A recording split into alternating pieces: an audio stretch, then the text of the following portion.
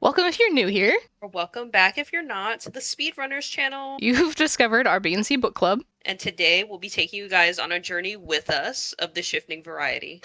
So Chesh tricked me into reading one of the strangest group of characters that I've ever read about. And I didn't just trick her, I tricked myself. This was given on a good faith review from my friend to go and read this series of books we'll be discussing briefly.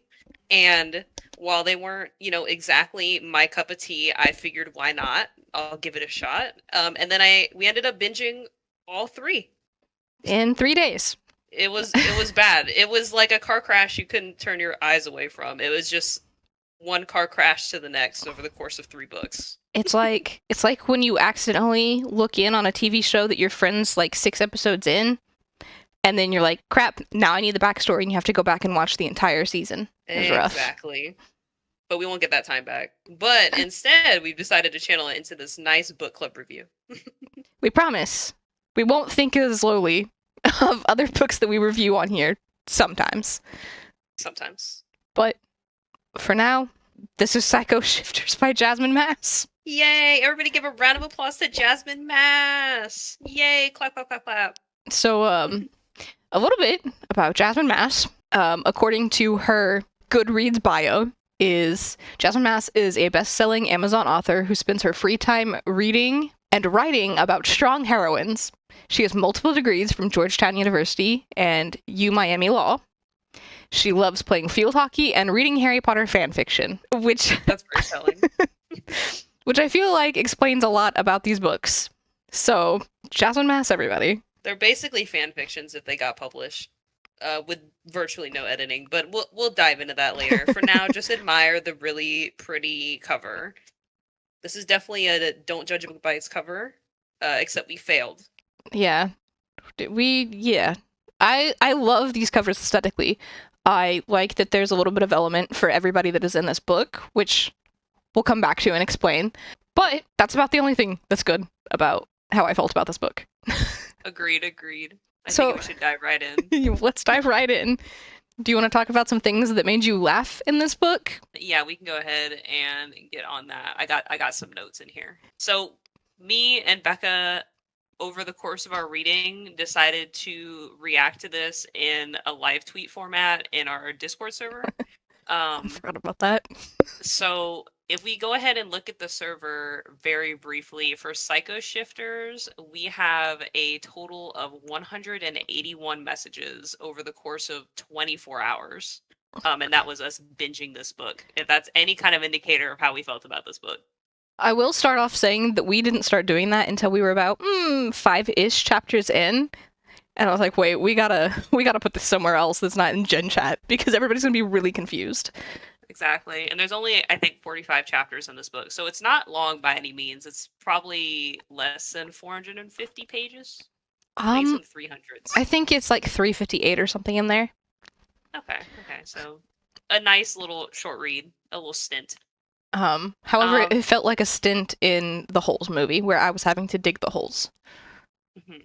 So I'm going to read the synopsis straight from Goodreads. This is Goodness. straight from the source. Fight like a girl or a shifter of lore. After growing up with nothing, I finally found my path to freedom. I'm a shifter, an elite soldier who transforms into a monster. All I have to do is survive. I didn't count on my 3 6'5" roommates, covered in tattoos, jeweled and horned. They're like no men I've ever dealt with before. They don't think I belong. They don't think I'm strong enough for war. They don't think I can fight. I'm about to prove them wrong. The only problem is, can I survive them discovering the secrets of my past? In the battle for life and death, everyone is so much more than they seem. Jax, Asher, and Cobra are going to be devastated when they discover my truth. Just wait until they see my shifted form. This is a dark paranormal reverse harem bully romance. Not for the faint of heart. This story is about 3 psycho alpha shifters and the girl who stands her ground. And it even has tags at the bottom of the book, which I've never seen before in Goodreads. The first tag, slow burn. And when we say slow burn, boy, is that an understatement. It's like waiting for the fucking ice age to melt. Exactly. And then the second tag is heat level, high. Spicy male on male on male, plus male on female on male scenes. Okay, well, first off, that second one doesn't happen until way late into the series, so where are they getting off on using that? Nope. Way ahead of the game. And then the last one is Reverse Harem and a new take on the Omegaverse. Dark and bloody, yet also humorous. We love unhealthy coping mechanisms, potential triggers. Yeah, yeah. And they don't list the potential triggers at all either, so that's awesome. Yeah, there. Oh, that's one of my complaints. Was we were told, hey, this could be triggering, but not what is going to be triggering for you. Nope, not at all. She said, roll with it. And we did for 3 books. I let her, wrap me in this little bundle of I'm trapped here, but I'm along for the ride anyway. And I wish I just got thrown off on the side of the road 3 miles in. Yeah, But we stuck it out.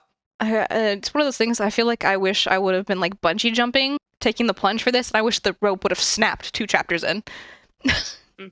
Exactly. But to delve into our first point, which is quotes that we laughed at, the first quote that I have is from probably chapter 6, which is before this point in the story, we're introduced to our character Sadie in the first chapter in the prologue.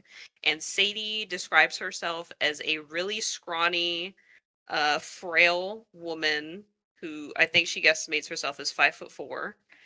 And she has blonde hair and a twin sister who looks like her, but is even shorter and is curvier than her. And she's described as the uglier of the two. And they live with their father figure, Dick.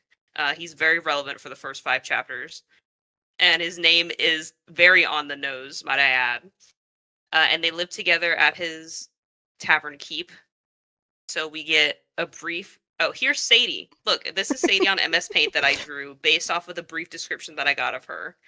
It wasn't until halfway through this book that we realized the author's phrasing of her golden skin was not an exaggeration nor a description of her sun-kissed skin, but is actually a reflection of her metallic gold skin that she has, which I think is mind-boggling, and no one says anything about it. Everybody's just like, oh, she's just made of gold. It's fine. And she has red eyes, red like flames, as it's described multiple times. As opposed to her younger sister having ruby red eyes that are beautiful. Exactly. You can see which one loved and which one isn't. And then her hair is silver like snow. So, intensely more than platinum blonde. And she's one of the shortest characters in the series, so she's only standing at about 3 lines tall on this notepad over here. But this is our main character, Sadie.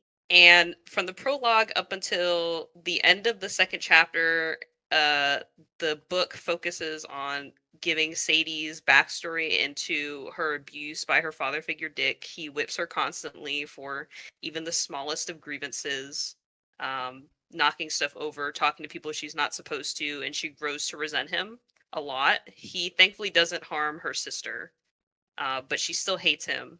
And after chapter 2, when she gets ready to kill him, she is whisked away by this mysterious figure in order to be tested at this sacred lake to determine if she is one of the alphas, betas, or omegas of this universe. And mind you, 99% of the people in this universe are neither of these 3 options. They're classified as null shifters, which is crazy to me because it's implied that they're not humans, even though they very much would be human, like regular generic humans. And 1% of the population are alpha, betas, and omegas. And I hate that.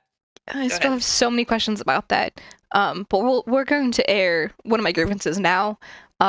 Jasmin Mass uses not an abbreviation, but a grouping of letters to describe her alpha, beta, omega idea that is a slur, and it does not change throughout any of the books.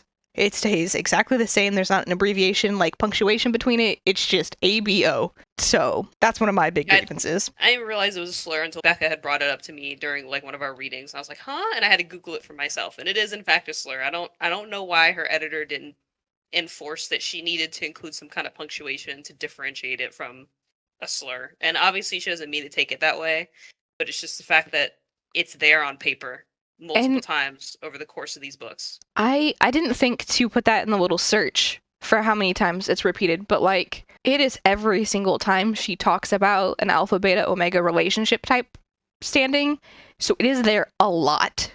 I can't believe that an editor wouldn't be like, hey, let's make sure this isn't a thing somewhere and isn't like a bad thing to say.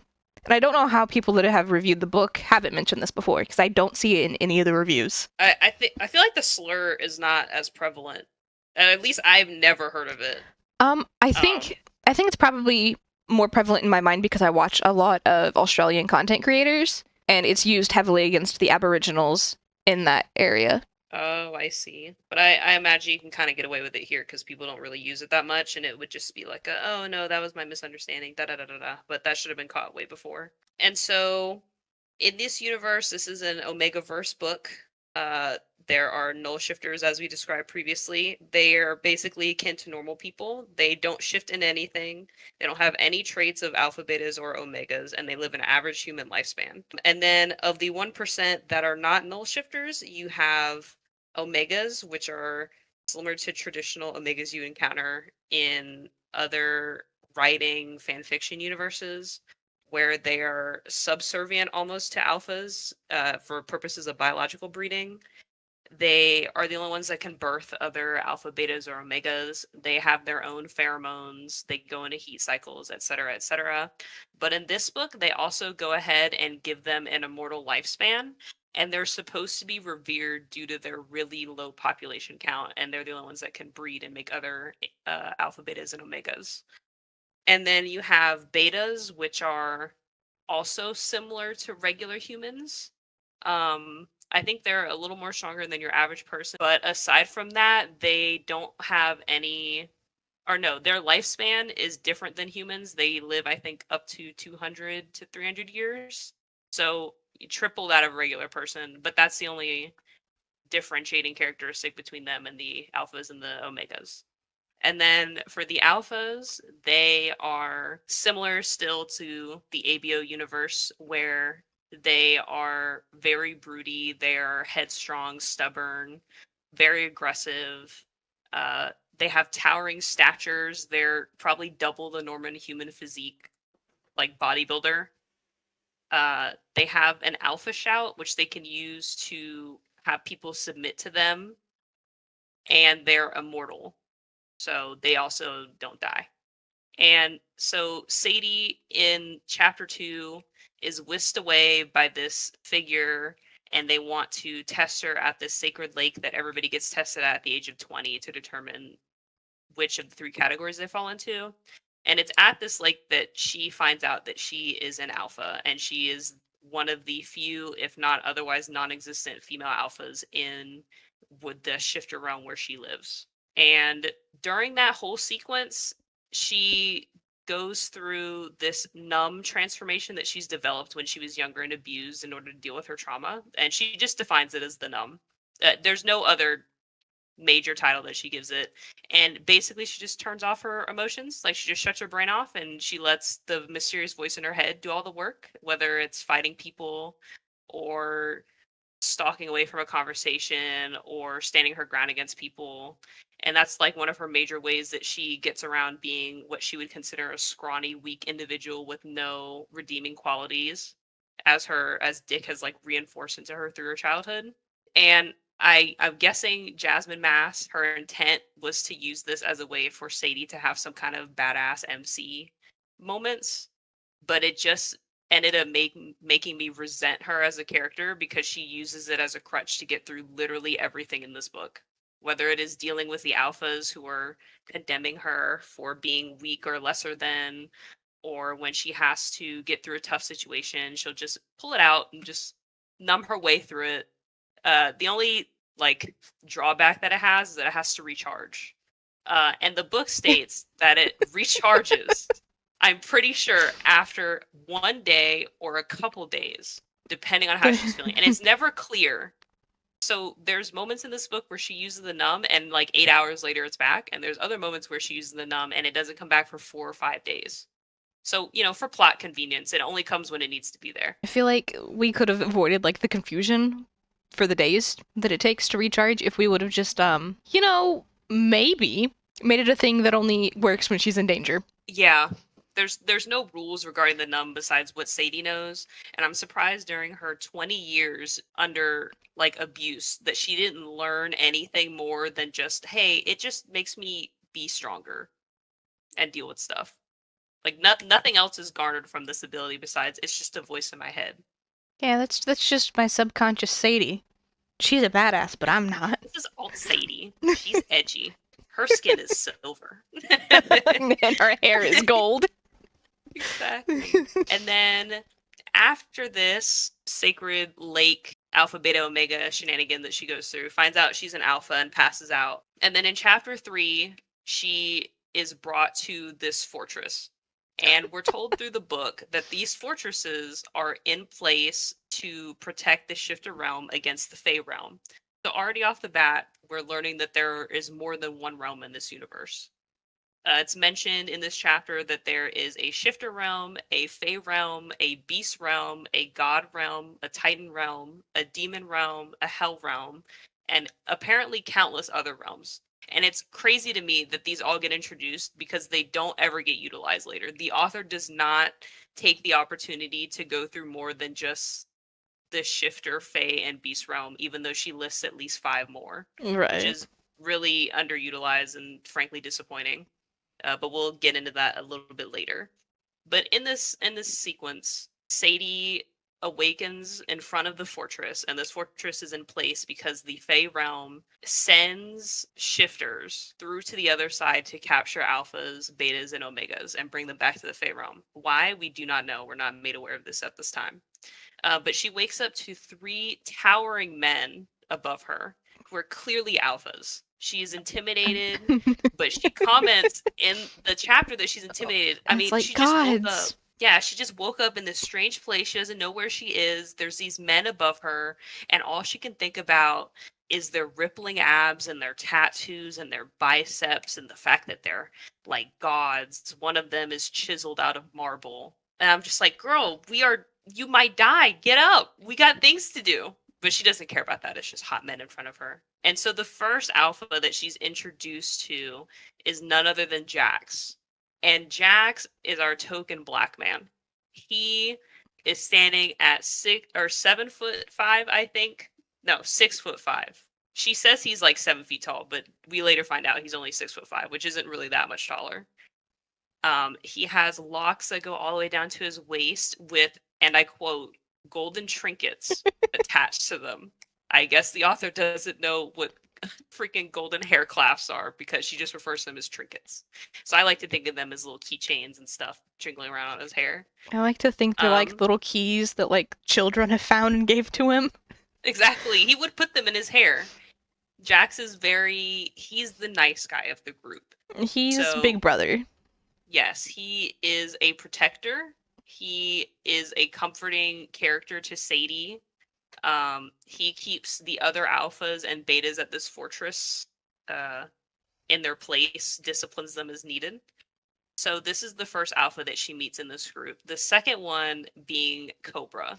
And Cobra is described as being chiseled from marble with, I think, sleek Asian features. The author has mentioned this very briefly. I think she had mentioned he had narrow eyes, and that was the extent of that. So we're just supposed to get that he's Asian coded.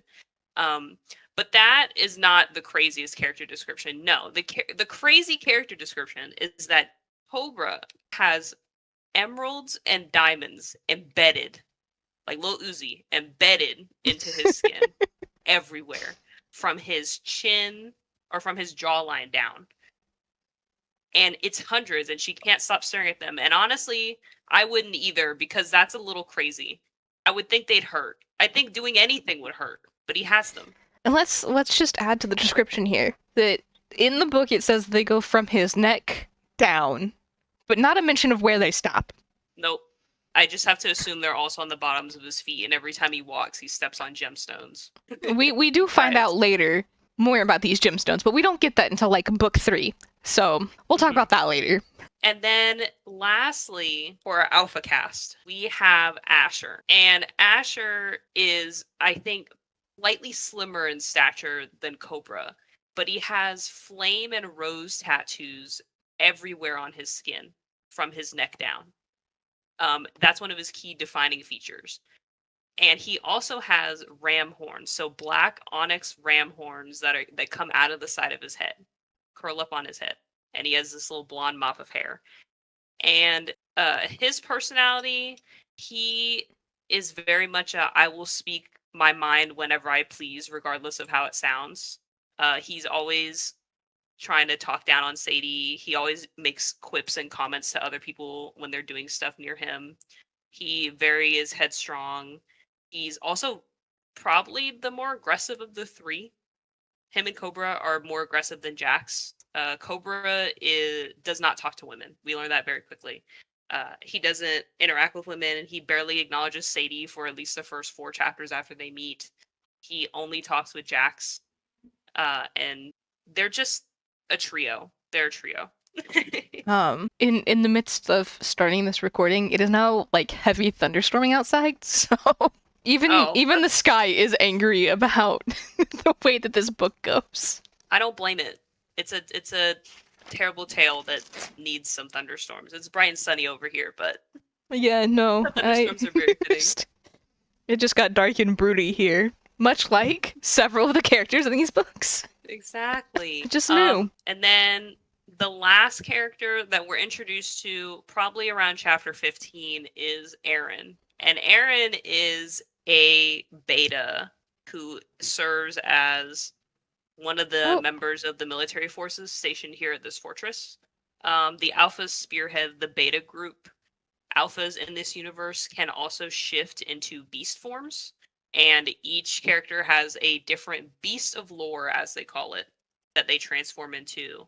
And you can only get your transformation after you've gone through some kind of traumatic experience. Usually any kind of aggression directed at you or a life-threatening scenario would awaken your beast form. But betas don't shift. Alphas and omegas do, but betas don't shift. So in this world, when they're tasked with defending these Fae portals that open up, they're just given guns. And then we also learn that guns don't work against the Fae that get sent through to the portal. So I'm not really sure why they're here, except as cannon fodder. But I don't even think they're that great of cannon fodder. No, because they're constantly having to be carried back. So really, it's just a protection exercise for the alphas, if we're being honest. Exactly. And Aaron is a beta that Sadie meets after spending some time at the fortress. And Aaron, at first glance, gives me token gay man. He's very flamboyant. He was hyping up Sadie after she felt beat down when she had fought off some Fae, and then the alphas had yelled at her about it. And Aaron sticks beside her for the rest of this book as her first and probably only friend in this book. Aaron is not like other alphas. Aaron's not aggressive. Aaron is very kind-hearted, if a little murderous. We learned this later. Aaron has a little bit of a edgy streak in his head. The I really, really just want to kill people. Exactly. But I will say that when they first met in the book, it was after the first battle where Sadie shifts for the first time and decides to help, right? And she has to go to the fucking infirmary afterwards because the other alphas force her to go. And yes, Aaron was in the bed next to Sadie. So I guess he was injured in the battle. Yeah, I do remember that. Yeah, that's where they first met. Okay. And then instant BFFs because they bonded over the murderous intents in their brains. And then, so after Sadie meets these alphas, they introduce themselves to her. She's like, wow, I kind of don't like these guys. I kind of hate them. They lump her in with all the betas because nobody knows who she is or why she's there. They just know that she is a female alpha that has been sent to, I guess, help them out with the Fae forces that get sent over. And there's no description of the fortress that they're in outside of it just looking like a castle, it having gymnasiums and a crap ton of dorms and like a military room. They address it as the military room. I don't know what it's supposed to be. They don't do anything in there besides grab guns and leave. So it should be an armory, but they don't call it that. I just imagine it's a set of lockers where they keep extra clothes and that's it. That's what I'm guessing. It's just like it's a locker room. Yeah. But Jasmin Mast does like a really bad job of not elaborating on things if she doesn't think it's relevant to that specific scenario. So she doesn't describe the fortress at all. She doesn't tell us like the societal structure of the shifter realm. It's just either the barkeep where Sadie started at or the fortress. And the story takes place mostly in the fortress. Or in the forest right outside of the fortress. Exactly. One of my big gripes with this book is that the characters that we just listed just now are the only characters that matter in this book, in this first book. Every other character that's introduced, of which there's, I think, 3, are either never elaborated on, aka the mystery figure that kidnapped Sadie the first time, uh, or just serve as means to harass, bully, or otherwise harm Sadie. For instance, she is fitting into the dorms on day 2 of being in this fortress. And the first day they had troop exercises where they were basically learning how to do combat. They were running laps. They were doing what do you call it? Fights between each other, like practicing. They were practice sparring. Yes, that is the word I was looking for, sparring. And she ends up beating up this beta guy with a beard. I don't remember what his name is because it really wasn't that important. Oh my goodness, I don't remember what it was either. But this Yeah. happens night 1. Yeah. And she ends up beating him because she turns on the numb, right? She doesn't know how to fight. She doesn't have any combat skills whatsoever. And he does because he's been there a while. So she turns on the numb, and numb Sadie knows how to fight for some reason. Numb Sadie is aware of any person's pressure points, can instantly lock onto how to take somebody down in the simplest steps possible. Very cold. And so Sadie knocks him down and I think breaks his nose. And breaking your nose is a common injury that all these characters get in this story. This is the one Repeatedly. injury that Jasmin Mass knows how to talk about, is broken nose. So she wounds him. He has to go to the infirmary, and she ends up winning her practice spar. But then later in the night, she's bunking with the other betas for some reason. They won't let her into the alpha dorm section. So upon rereading of this chapter, she's actually in her own wing. They put her there for protection so that she didn't feel like super intimidated by the other alphas, because the other alphas were being a little murderous with their words. I see. Okay. But she's in her own wing. Kept her safe. Yeah. Okay. The person that they have, the other guy, that's like their little runner that does all the errands, their errand boy, their butler, whatever you want to think of him as. He put her in the other wing so that she would feel welcome and safe from them. Being isolated. Yeah. How welcoming. But he wanted to keep her separate from the betas because she's like the only woman in this entire building, other than the one teacher, who's also the working therapist. Yeah, yes, the in-house therapist, combat trainer is so funny. But up until this point, Jax and Cobra and Asher have like been watching her spar, and Jax is very encouraging. Like, you got this, you know, we know it's your first day here. It's okay. You can just spar with the newbies, yada, yada. And Cobra and Asher very much hate her being here. They don't believe that she's competent as both a woman and an alpha, that she can do anything, which it's only her first day. I don't know why we're complaining about her first day skills. Okay, nobody knows why she's here. Y'all don't even know who brought her here. Should be the least of your concerns. But they just take opportunities to pick on her. They shame her for her appearance multiple times. Cobra says that she fights, I think, like a kitten or something like that. He literally, before she ever transforms, goes, I think, or what do you want to bet she turns into a kitten? Yes. So there's... And it made me agitated. There's the brewing of that. Cobra, throughout this entire book, will call Sadie kitten a total of 25 times. That's his nickname for her. She grows into it. It's kind of funny. I think she starts to actually like it. That's not even the craziest of the amount of times a nickname is used for her, though. But we'll get to that. Yes. But after that sparring event, the first real altercation in this fortress comes when she's sleeping at night, or at least trying to. And the red-haired beta, I believe that's the only major description we get of him, is he has red hair and he has a beard. He busts into her room in the dead of night and tries to rape and kill her because he doesn't believe female alphas, or her in particular, deserves to be there. He doesn't think females are capable of doing any kind of combat and tries to kill her. And thankfully, not Aaron, but another beta, like their runner, their like errand boy that first brought her, shows up along with Jax, Cobra, and Asher. And Cobra basically beats this guy to a pulp outside. Like, he pulls him off of her before he can do any harm and drags him outside and beats him to a pulp. And the other two, Asher's quiet, but he's making snipey remarks. And Jax is comforting Sadie, as stunned into silence as she Um, was, because at this time I don't think she had the numb, so she couldn't she's emotionally also will covered herself in out of blood. it. She's also That covered in too. blood because she cut that man's tongue out. She cut him Yes, cheek to power move by cheek. Sadie. Yeah, she cut his tongue out from cheek to cheek because he mentioned that he knew Dick and the tavern where she grew up. And she didn't Mhm. want him telling everybody else, so she took away his tongue. And it's kind of crazy that the author had linked him back to Dick as like another, like, hey, even though you're still here, like you're away from Dick, he's still here, Yeah, like he can like still get fucking to up your you. life. Hmm. That's what I took that to mean, but it's not like Sadie ever reflected on that after. Like, it's not No. like that thought ever crossed her mind after the events I don't had think the happened. event crossed her mind after the event happened, if we're being Yeah, that honest. too. Yeah, after that night was over, they ended up moving her to the Alpha Wing because they felt like it was safer for her to be over there. And I think she got her own room in the Alpha Wing, or she Okay, bunked with the other so guys. the Alpha Wing is more like one giant bedroom where all of their beds are like right next to each other, like the beds in Harry Potter, like the movie where they're all in the same dormitory. Hmm. And hers is in like a little alcove of like where the window is, where the draft comes in. See, it's funny because the page after she goes to bed and she complains about needing to change, they put her in a different room. Yeah, they're like, go.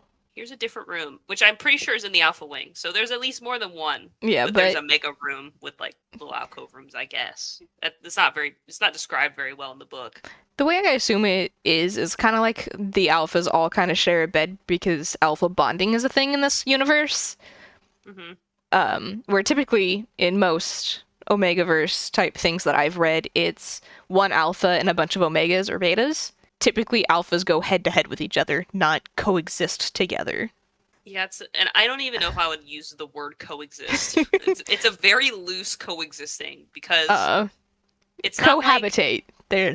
yeah, because even throughout the book, Cobra and Jax and Asher battle with their romantic attraction, or at least sexual attraction, to Sadie, right? They have different POVs, and every POV, at least one chapter is dedicated to, I'm reflecting on how I feel about Sadie.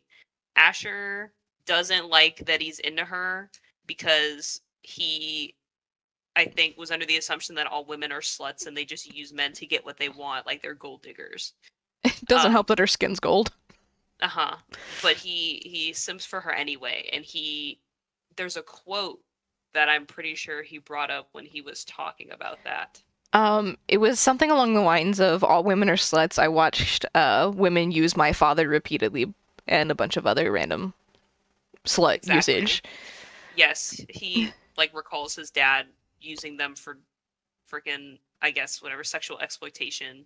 I don't remember Um, what his dad was a part of. I don't know if I he was in a gang or whatnot. I He was in a believe mafia, it. something. I believe his dad was like a drug dealer of sorts, and they would sleep with his dad for drugs. Mm-hmm. But Yeah. again, that's loose because none of that sequence was memorable enough to hold ground in the brain. Right. And he mentions in his POV that he is putting on an act, that he is not normally this aggressive and assertive, that typically he is more quiet and reserved, at least back in the realm with his father. But when he came to the shifter realm, he had to be more aggressive to fit in with the other two. And in this chapter, he remarks and he says, and I quote, and apparently I was just like my father, distrustful and a jackass. When he's reflecting on why he shouldn't be hating Sadie, which I think is hilarious that he's like, yeah, I am kind of like my dad. I am a piece of shit to women, but also I don't care enough. He doesn't do anything to rectify this. He's just like, I guess I'm a piece of shit. Oh well. Everybody else is a piece of shit. Why not? And I have to agree with him. They all suck in different ways. Cobra's my least favorite. And by the end of the book, they all super suck, honestly. Yes. The only Yes, they person, do. I feel like the only person by the end of the book that hasn't actually betrayed us, the reader, is Aaron. Everybody has done some kind of crime to Sadie. It's not Sadie cannot get out of a situation without something negative happening to her. She gets assaulted by betas. The first fight that they ever have outside with the Fae realm, the first fight is with a big spider. And apparently the Fey realm only know how to send out big spiders because it happens twice. And the second Once time with it's like one 5 spider. extra spiders. Yeah, it's 5 extra spiders. They don't have any other beasts that they can shift into. But Jax instructs Sadie, hey, sit in the back. We know you're new. Like, we'll protect you. He's putting on his protector shield. And him and Cobra and Asher all transform into their beast forms. Jax turns into a giant bear, which is mentioned to be, I think, 17 or 14 feet tall. I don't remember, but it was an absurd number. It was a big number. And he also has spikes that run down his back. And I didn't notice I this forgot until my about the second spikes. read through, is that he has black spikes that jut out of his spine all the way down. So spiked bear. Kind of cool, kind of epic. And then Asher, as his horns imply, turns into a big flaming ram. And I don't remember if he can use flames at all, or if I he's just a flaming ram. I think he's just on fire. Okay, so he has fire powers that he does nothing with. That's awesome. I will say, based on the very loose descriptions of like their first transformation in front of Sadie, I thought that he was like half ram, half man, like a centaur. It would have been funnier that way, And but he would have been very out of place with the rest of them. I also don't I understand. say this. I don't understand Uh, why he has horns in his non-shifted form. I don't know either. The Jasmine didn't care for like consistency. I think she just envisioned these characters as what would be hot to me, and then didn't have any regard for how it would tie into the universe. Like, why does Asher have character traits from his shifted form when none of the other characters have these traits? And then lastly, we have Cobra. And Cobra doesn't even turn into an animal. Cobra, as you can guess, is a snake, right? The author really didn't care to make it any less obvious that he's a snake. But the catch is that he doesn't turn into a big snake. He has shadow snakes, and these shadow snakes are trapped in the diamonds and emeralds embedded in his skin. So he has hundreds of these shadow snakes that bite like a normal snake and poison you, but can also, run along flat surfaces and slither onto people and other beings. And And that's his attack. he can fucking leave them there, apparently. He can leave them on Yep. other people. Yep.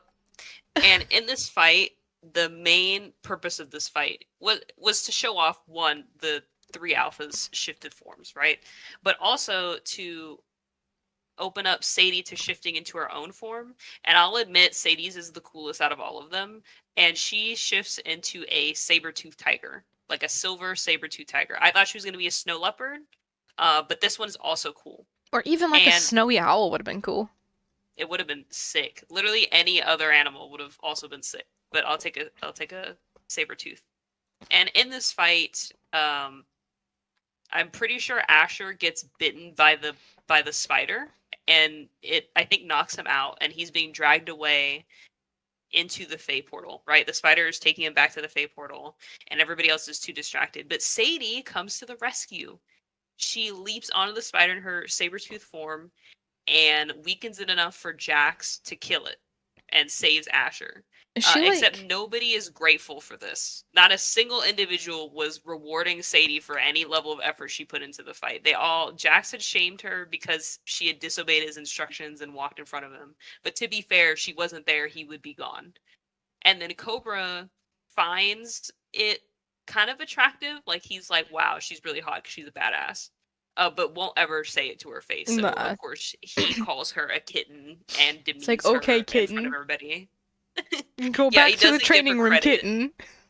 Where credit is due. But you can go ahead and say what you're going to say.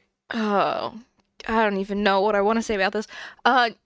For her stopping the spider, she literally sinks her teeth into it, and then it is described as it spilling basically black tar into her mouth. Yes, which at the time that I read this, I was like, okay, so are these shifters different from people shifters? Because they have regular blood, but the spiders don't, which implies that either one, the Fae at their core don't have blood. Like, they have tar for blood. Or two, that these are magical spiders. They're not actually shifters. They just call them that because they don't know what else they are.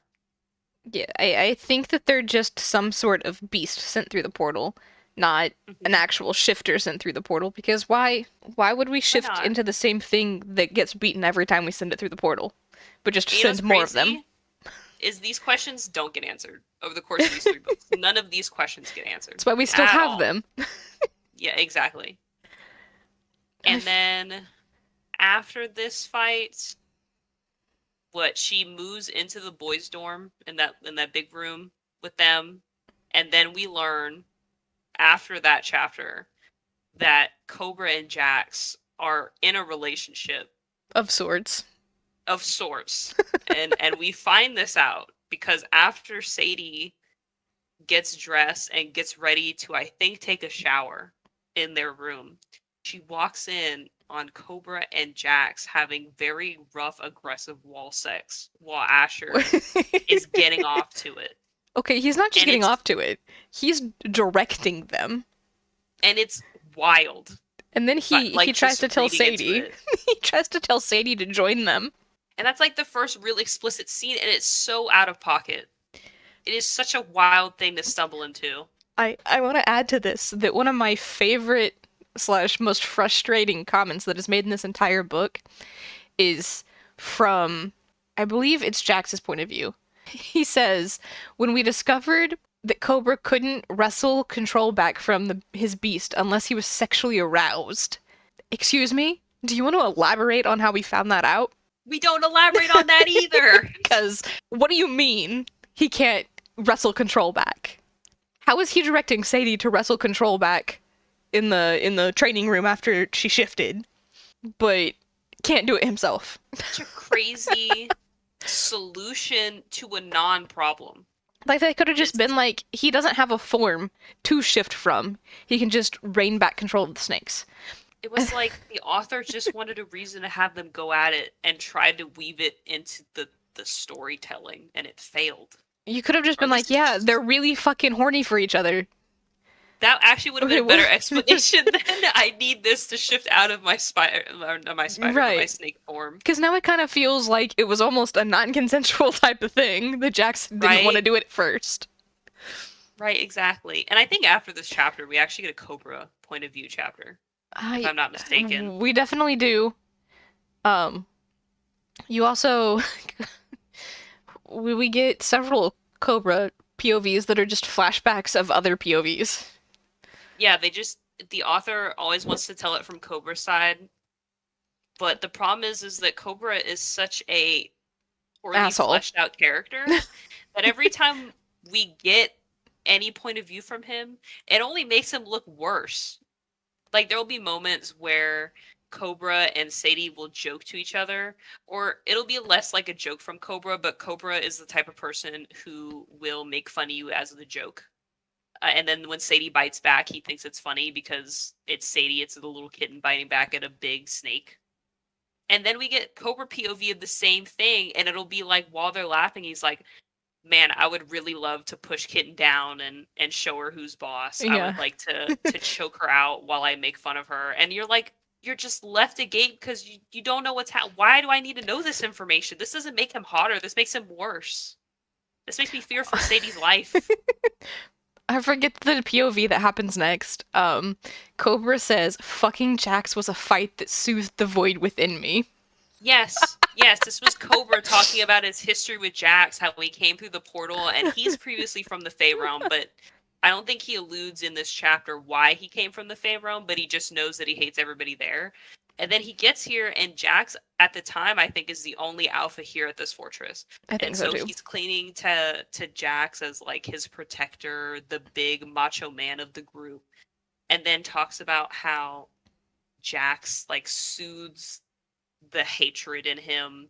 He quotes that Jax is his rock in this chapter, which was so funny to me. He was my rock. Because I don't ever expect to hear he was my rock from Cobra of all people. But it's an odd relationship because odd's definitely a word. Like, Cobra doesn't seem like a person who's capable of any romantic interest, really. From his time in the Fey Realm, it's implied that he has had, like, negative relationships with other women and other people, and he's grown to detest any kind of, contact and relationship as a result, except for Jax. For some reason. I think it's mostly women. He just despises women. Because he doesn't seem to have a problem with other men talking to him, but he refuses to speak to women other than Sadie, and it freaks everyone else around them out. It shouldn't, because he shits on her every time he talks to her. Like, There's never a section where he talked to her and she felt happy about the interaction. but everybody else is like, oh my god, did you see that? Cobra's talking to her. Yes, all the women in this story serve to be antagonists towards Sadie. Like, Sadie a few times interacts with the beta group, or at least hears them in passing, because the only one she really keeps in contact with is Aaron and one of the other beta runners. I don't remember his name, but he was nice. But all the women in this story hate Sadie because she can get through to the other alphas. Like, she herself is not an alpha. I don't understand why they're so angry that she can talk to them when she is part of their group, like their pack, if you will. And they resent her for it. And she takes it as like, well, even if they resent me, I'm kind of making a name for myself, even if I'm hated. So I'll take this. And I'm like, you don't have to hate yourself like that. Like, you can strive for better than just being called a bitch by half of the beta group. Like, don't let this be your pedestal that you use to promote yourself. This is not the way, Sadie. I feel like she could have saved some of the shit that, like, the women betas were talking about her if she would have just actually sparred with them and maybe beat a couple of them up. Talked with them like Was anything. like, hey, let's be friends. I'm not one of those mean alphas. It's a gripe that I have with this story that there's only 4 other characters that she interacts with, and they're all terrible except Jax. And Jax is only not terrible because everybody else is so much worse than him. He's very average. He's a very average man. He is He nothing special. he's lackluster in a lot of departments, but he's nice. So there's that. Yes, I'm pretty sure in this book they bring up that the reason why he's nice, and it's in, I think, the one Jax POV that we get. And the POV is basically Jax talking about his family, which consists of him and his mother, who I'm pretty sure is deceased this time, and his 6 adopted siblings. Five. 5 adopted Five. siblings. And There they're all women. he had the one that was already there, and then he showed up to there being 4 more the one time. Yes. And then So the he has other the sister, 4. the other sister's like, "Yeah, a man in a cloak just dropped these girls off. They're our sisters now." Yeah, things just happen in this story, and nobody ever cares to investigate. No one has any agency in this story. But Jax is only a kind man because he has 6 women in his household growing up, because he was surrounded by other women, which is a crazy low bar to set. Is that the only reason I'm kind to women is because I was surrounded by women? Um, Should not take that much. Jax's sisters are brought up 12 times in book 1, which, in the grand scheme of things, doesn't seem that excessive, but with it being 12 times in like less than 400 pages, that is crazy. It is, because the only time he brings them up is when he's talking about how he was so nice to Sadie, and he's like, "Man, this really reminds me of my days with my family and my other Or like he's like, siblings." or he says things like, "Man, if my sisters found out that I was mean to Sadie, they'd kill me." Yep. And one of his sisters is literally still like 12 years old. And I don't remember how much more of this book we have left to go through. What Um, we did the first fight, and then the aftermath of that, and then I think they did more sparring for a bit. um, and then there was that second set of spiders that they fought, and Sadie got caught in a web, and then they made fun of her some more. Yes. Okay. Yes. So this next fight sequence, and bear in mind, before this fight sequence, I'm pretty sure we're halfway through this book, right?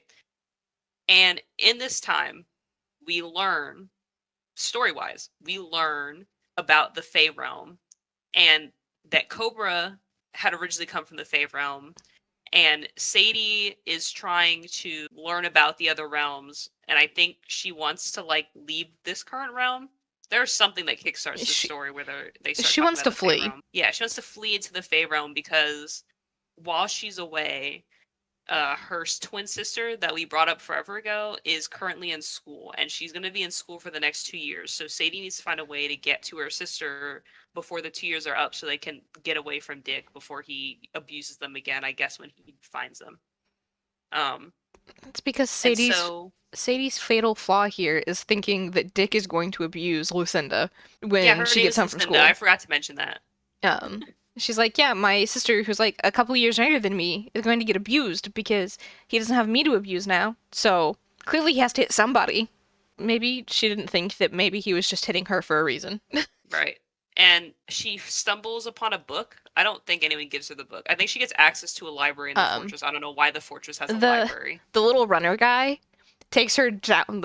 You might have glossed straight over this chapter because it was really lackluster for anything other than the information of where she gets this book. The little runner guy that's kind of like her friend that she kind of uses to intimidate, like to make the elder alphas jealous when he comes to their room. She mentions to him that she's looking for like more information on the other realms and like the portals and stuff, and he takes her to like the storage room and gives her this really old book that has like And the maps and stuff. yeah, the book has maps of the various realms that are there, right? And it's four that are in this book for some reason. There's only four realms that are brought up. And it's the Shifter realm, and then she sees the Fey realm, and then she sees the Beast realm, and then there's this fourth realm. I think it's called the Relicent. It's a Latin word. I don't know why Jasmin decided to include a Latin-based realm that only serves to confuse the reader, mind you. It would have made more sense if they just said in English, but I'm pretty sure it translates to the Abandoned Realm. Oh no, sorry, it was the Beast Realm, and then the Human Realm, and then the Fey Realm, and then the Abandoned Realm. Sadie learns later that it means abandoned in Latin, and she's confused. She's like, I don't. Why is it called this? Like, I don't know why these realms are here. And then just puts the book away. Doesn't inquire about anything else after this. She's like, well, I've done all I can do. I don't know what else there is to learn. So then she puts the book away, and then we don't bring this up till later. And then during this interlude, that I think is supposed to be like a character bonding segment, where it's just them at the fortress, and Sadie mostly interacts with Aaron. They go to group therapy together. Her and Aaron, along with the rest of the betas in their class. And the therapist, for some reason, asks the question, have you guys ever thought about killing anyone? Like outside of war? And we don't care about the other people's answers. We only care about Aaron and Sadie's answers. And I think Aaron goes first, and Aaron says that yes, like I have deep thoughts all the time about murdering people. And Sadie Oh, is very no, taken no, no, aback no. by this. No. So this happens in like their combat training 101, like how to interact with people type of thing. This is It not therapy. This is no, the other this isn't the class that this yeah. person teaches. Yeah. So they're in the actual class and she asks them, has anybody here thought about killing? And she looks at Sadie because Sadie's the newest person in the room. And she calls on Sadie. And Sadie's like, well, sometimes I have this voice in my head that tells me I should kill someone. And while Yes. everybody's like gawking at Sadie, Aaron goes and raises his hand and is like, yeah, sometimes I want to kill people too. And then they get then they get prescribed to therapy together. They just bond over mutual like murder habits. No, but then after that, I swear the professor asked the question where she's like, "Okay, guys, here's a hypothetical. There's three betas, or not three betas. I think it's three alphas actually. It's either betas or alphas, and they defect from the military. Oh, How would that's you how resolve this that's yeah. conversation?" That's the question that Sadie answers and she's like, "Well, easy, kill him. Problem solved." Yeah, she turns on the numb for this question, mind you. I don't understand why that was her thought process was, I can't handle this question right now. I have to turn on my numb. But then the numb, Sadie monologues for 3 chapters, not 3 whole chapters, or 3 whole paragraphs. There we go. 3 whole paragraphs on a step-by-step process on how she would kill them as punishment for defecting. When they said resolve the conflict, I thought they meant negotiate, capture them, maybe And talk interrogate them them. down, convince them to come But home.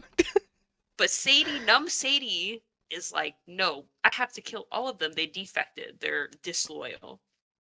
Which, okay, pop off, I guess, you badass motherfucker, you, as Jasmin wants to make her so badly out to be. But just even in context, it is such a wild turn of events because it's so in depth and you're just left just staring. It's like listening to the goth kids at school when they like monologue for 5 minutes and afterwards you don't want to be in the conversation. You don't even want to be in the room. You're like, oh, that was freaky. That she's weirdo. Uh, It's like that one SoundCloud rapper in your class that just starts spouting his raps in the You back gotta just corner, look away. and you're like, this is a dumpster fire. What is happening? You're like, we're at school, guys. Can we do this elsewhere? But she does that, and then I think the room is silent, and then the professor dismisses her. It's just like, But yeah, before they leave, or was this at therapy? This might have been at therapy later with the Fae poems. oh yeah, the poem that is recited at her and Aaron happens in their little group therapy session, where the fucking lady is just talking to them. All of a sudden, sprats off this poem, and then passes out. And then they leave before she wakes up. They make a point where they're like, "Wow, that was fucking weird. Let's leave." And then they step out of the room, and I think the lady wakes up to finish the rest of the poem, and then passes out again, and then they leave the room. And then they're like, we need to leave. And I don't even remember if they're the only two in therapy. They Or are. if there's more people. Okay, thank gosh. It's Because just the can two you of imagine them. being a beta in the room that's just watching this unfold? They're like, Your teacher passes out twice. while reciting something that nobody else in the room understands. Oh, that's true. That's true. We don't Because, find that out till a little later. yeah, foreshadowing to the next couple of books, we don't know that Sadie shouldn't be able to understand this, but somehow we know exactly what this lady said. Because, you know, Sadie's just not like other girls or other alphas. Exactly. I think this review is gonna have to be 3 different actual videos. No, I was thinking the same thing. It's fine. We got this. Gives me more time to prepare for the second book. Which is A-okay. Yep. So make sure And you guys come then- back for book 2 and 3. Please do. We'll be better prepared next time. I promise. I probably have to reread these books. Unfortunately. It's something we'll do. We'll suffer it together again. Mhm. But I think back to the before therapy, this was the second alpha fight where they're summoned out to fight 4 different spiders. So, you know, one for each alpha. The Fae were being very kind when they gave each alpha their own spider to fight with, you know? If it was me, I'd send 30. Listen, If one they were doesn't real work, generous sending just one the first time. Like, what do they you were mean? real kind. And yet again, Jax asked Sadie to stay in the back lines because he still doesn't trust her to kill anything.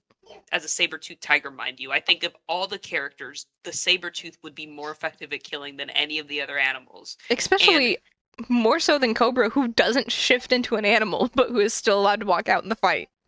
Yeah, you know, still prone to hypothermia and other ailments and conditions from the tundra that they're in, mind you. The fortress is surrounded by a giant forested tundra. Constantly snowing, constantly hailing. Not a pleasant time for anyone. But in this fight, what happened? I think Sadie gets ahead of herself where she's confident that she can go kill some spiders.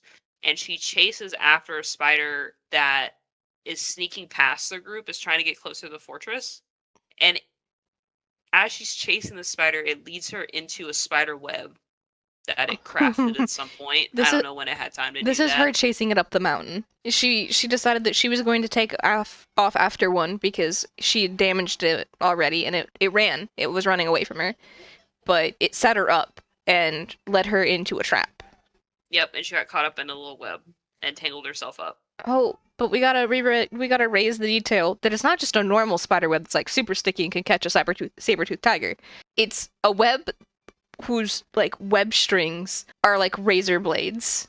So it's like cutting into her. It's a barbed spider web. Yeah, it's like super barbed.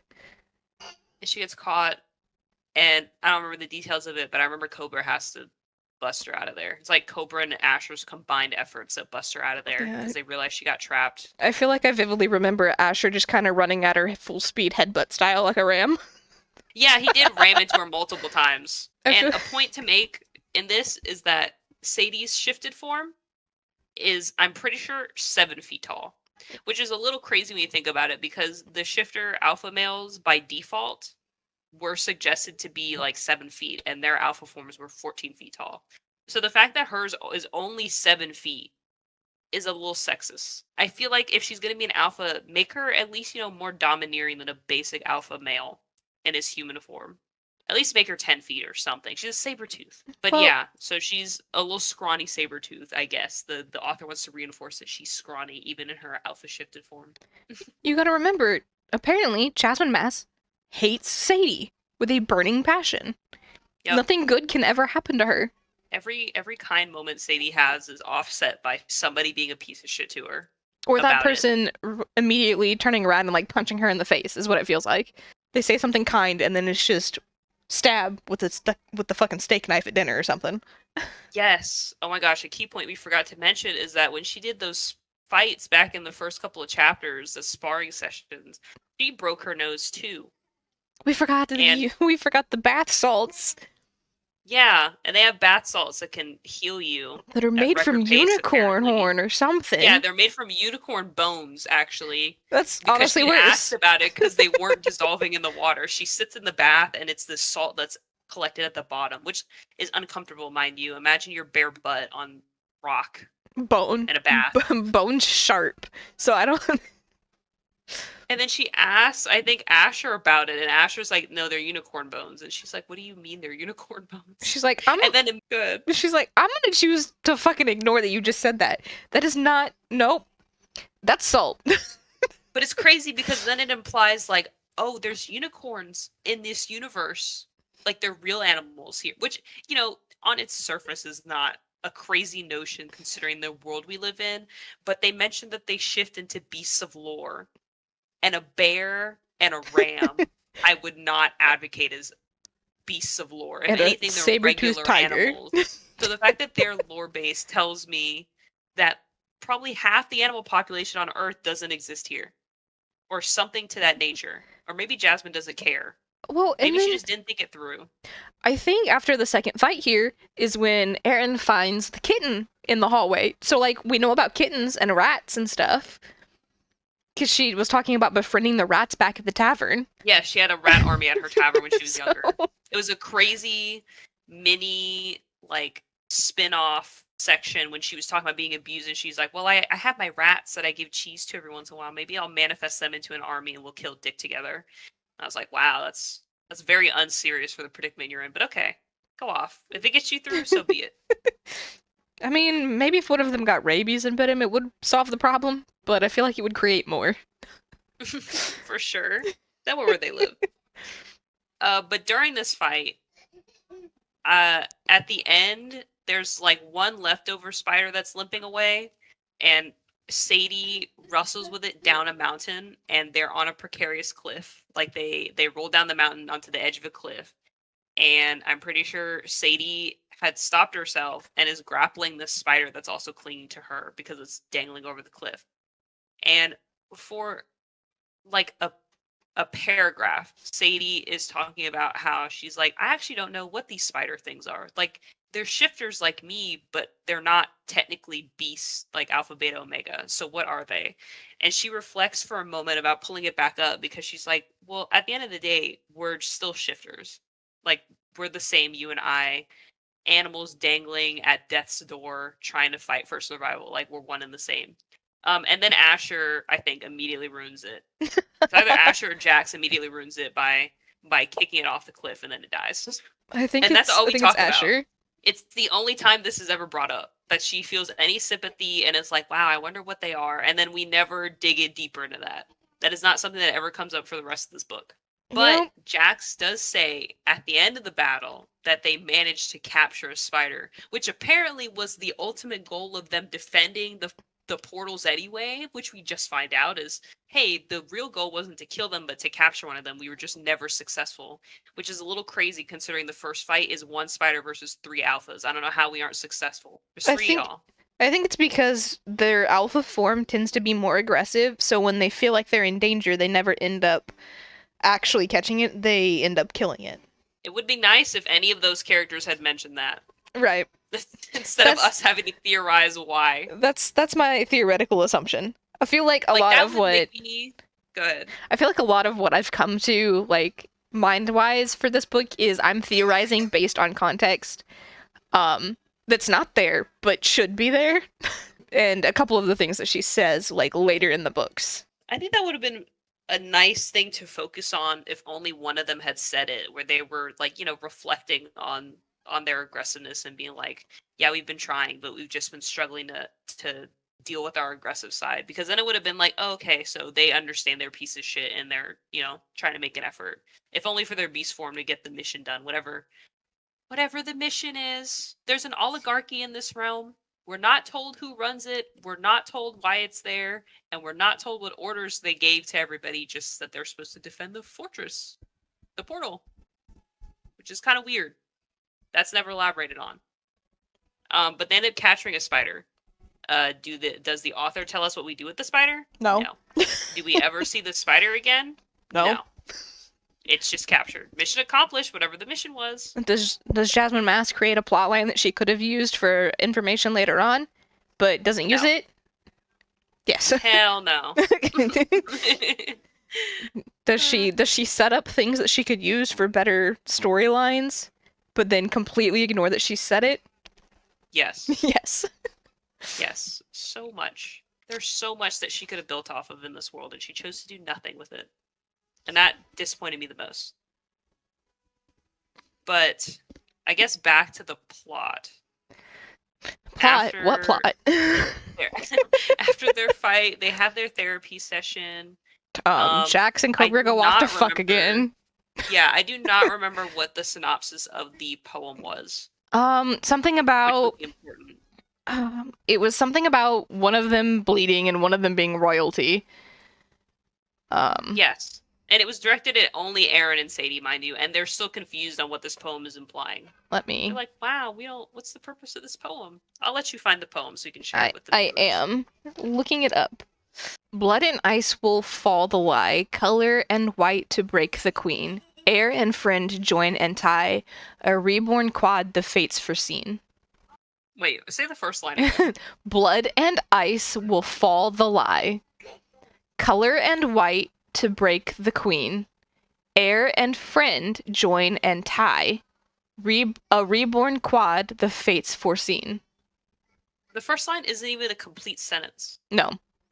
It's not grammatically correct at all. Yeah, poems usually aren't, though, so... But I feel like this one only makes it worse because everything else is poorly written. So the poem also being poorly written is not helping. I will also add that she fucking put that on her quotes on Goodreads, so that's where I found that. So maybe she misquoted herself, but it is along the lines of blood and ice, something something. No, I distinctly remember that because I remember reading it the first time and I read it twice and I was like, why is this sentence structured like this? I didn't like reading that at all. But then we must remember that it wasn't actually spoken to them in English, so Sadie could also just be fucking stupid. He's a poor translator. Okay. So then we learn about this poem. The Aaron and Sadie mull on it for a bit. And then I do not remember what happens after that. I don't think we get a mention of the poem again until, like, book 2. No, I mean the whole book. I have a vague memory of the rest of this book. So then the rest of this book moves into, there's, like, their little montage of Sadie getting stronger and training for a hot minute. And then Aaron finds a kitten in the halls and then begs Sadie to keep it. It's a little white kitten. Hold on, let me pull it up. We've got it here somewhere. Right here. It's there. It's right here. There it is. This is our kitten that is found in the halls. Did I steal this picture from Google? Yes. But it's here. This is the kitten that Aaron finds in the halls and then begs Sadie to beg the alphas to keep. Which... It is a cutie patootie, so I can't even be mad. So the rest of this book is, like, Sadie bonding with this kitten and this kitten, like, soothing Sadie and, like, purring on her chest. This is her emotional support animal. Yeah. Well, it's her second emotional support animal because she also has one of Cobra's snakes that we've somehow forgot to mention until this point. Yeah. And the snake, gets attached to her after the first battle? So when she was feeling really dejected about being shamed by the alphas for going into combat when she technically wasn't supposed to, then there's this little shadow snake that sits, I think, at the small of her back that will occasionally, like, zing, like... Yeah, it'll do like little circles and like spin around on her skin and shit and send her little zaps. Yeah, and it soothes her. I think it can also project emotion. It can. She'd been communicating back and forth with it by projecting images to it. However, I do believe that that was received when Cobra snake bit her when she first transformed. Oh. I think that's when Yeah, he left it. there was an entire section after their battle where Sadie was pouting in her saber-tooth form because she felt more confident in that form because she's a beast as opposed to a person. And Cobra's mocking her because he keeps calling her a kitten because she technically is. And then she And tries then to bite she his gets face off. aggressive. Yeah, she gets aggressive and like puts her teeth on his neck like she's gonna break his neck. And then in response, he poisons her with a snake and is like, "Don't do that again. Like, learn your place." And then all the alphas jump him, and I mean this literally. Like Asher throws him against the wall, and this is a reoccurring theme where the alphas will throw each other against the wall when they're angry. Because nobody knows why, like what the poison does to Sadie, and she goes in the bathroom, and it's tantamount to what do you call it? Anything that gets you horny, whatever It was aphrodisiac or it was an something. aphrodisiac of sorts to Yeah, her. And she was yeah. like going into heat. Yeah, so she's basically just horny in their dorm room full of alpha pheromones, and everybody's getting hot and bothered about it, but they're also pissed at Cobra because he did it, and Oh, he's just like a little shithead, and he doesn't care. He's smirking, eating it up. I feel like this is an important time to mention that every alpha has a distinct scent to them. And it's really bugging them because Sadie is cranberries, and while this is happening, it goes from like a regular cranberry smell to like the smell of sweetened cranberry wine. I mean, cranberries is a nice smell. Like, I'll give it that. But like, they're like, she smells so divine, and I want to touch her, but let's not. Yeah, they don't. They just leave her to sit there. And they just let her With her horny fester thoughts. in the bathroom. She doesn't even get like her own room. She's just stuck in the bathroom. Yeah, I believe that she was in the bathroom whenever it started affecting her, because she was trying to like take another one of those unicorn bone dust baths. Oh But yeah, and that didn't work. And then she crawled on their covers and just like wrote it out in silence. And then the little snake was giving her little zings to calm her down. and then she also has that nightmare in the middle of the night at one point in the book. Couldn't remember to tell you where, but she has a nightmare in the middle of the night and is like screaming and shit. And Asher's like watching her trying to wake her up. And he's like, "Come on, princess, wake up, princess." And then they throw him against a wall. Yes, they get so angry. I'm like, can we breathe? They never talk. It is the instant anyone makes eye contact, physical contact with Sadie, it is all hands on deck, and they throw each other around like rag dolls, and only hear each other out after, but barely. But yeah, she's having a nightmare. I think about Dick or something. It's like a Yeah. conglomeration of Dick abusing her, and then that red-haired dude nearly her, and she has this nightmare and she's screaming, and then Asher tries to wake her up and then gets pummeled by Cobra, and then I'm pretty sure Jax like gets in the bed with her as like a warm heater blanket. It's either him or I Cobra. think it's Cobra. Well, that's unfortunate because Cobra's my least favorite of the three. I do think that it's Cobra because he was the only one of them that she didn't fight off in her sleep while trying to calm her down. It was crazy. Like they just wrap around her and then she chills out, and then the other two go to bed. I guess horny and angry, but they go to bed. And then I know whenever, well, that's the next book. Yeah. So I think it was Cobra in this book. Yeah, they sit there and they wake her up or try to comfort her and it's not working, and then they fist fight each other. And then the next morning she wakes up and she's like, "Why the fuck are you in my bed?" And he doesn't say anything. He just smirks and gets out of bed. Yeah. And then calls her a kitten again before he leaves. And mind you, in this whole story up to this point, Cobra is angry at Sadie because she's a woman, but also because she is seducing his man Jax. Like, And she's not even wants- actively trying. No, she's She just exists. She's just a woman that is existing, and Jax is being a nice man, and Cobra is taking that as a threat against his relationship with Jax, and he's like, "Stay away from my man. Don't That's talk my to him." man. Exactly. I feel like it's a good time to mention that Asher calls Sadie princess 96 times It's in his this book. favorite. It is the only thing he ever refers to her as. He never says her name except for in his own like POV chapters where he's talking about her, but not to her. And Jax is his little alpha, and I like Um, little alpha. I think it's a very cute little nickname. He calls her little alpha 44 times in book 1. That's a sizable amount. Which is crazy because it's like a 2-word phrase. So using it that many times is crazy. I like little Alpha. It's nice. And Also, then Cobra calls her Kitten. And if it yeah. was anyone else saying Kitten, I'd be in support. But it's Cobra saying Kitten, so I hate it. And it started off as something demeaning. Like, it gets to where it's like, okay, see, kitten in that context, cute. But when you're, like, picking on her because she hasn't ever turned into a beast, mean. It's mean. Exactly.